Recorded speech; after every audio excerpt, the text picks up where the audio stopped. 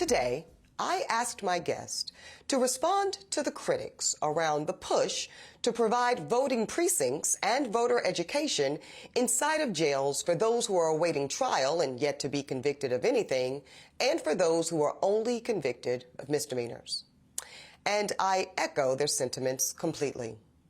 Y'all mad? Take it up with the Supreme Court. No, literally. In 1974, the U.S. Supreme Court decided to make it abundantly clear that if you have not been convicted of a crime, you can still vote.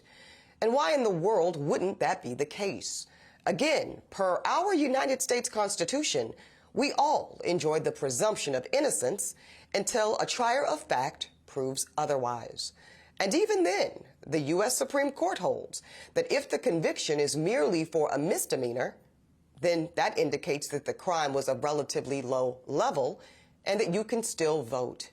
You can still participate in the great American experiment of democracy.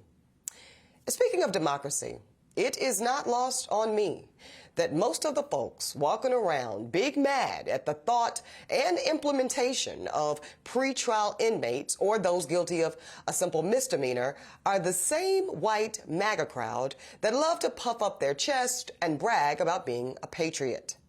Well, let me be very clear. That attitude and behavior is anything but patriotic. It is actually the antithesis of democracy.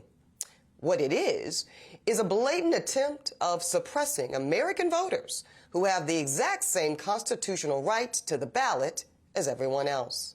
And again, these are American voters who happen to be disproportionately black. Yes, I think we all know that that is really the reason that some folks have a problem with their vote and voices being counted in this process. See, the underbelly of this issue is no different than any other example of anti-blackness that we unpack and expose on this show. The great Shirley Chisholm told us, the one thing you've got going, your one vote.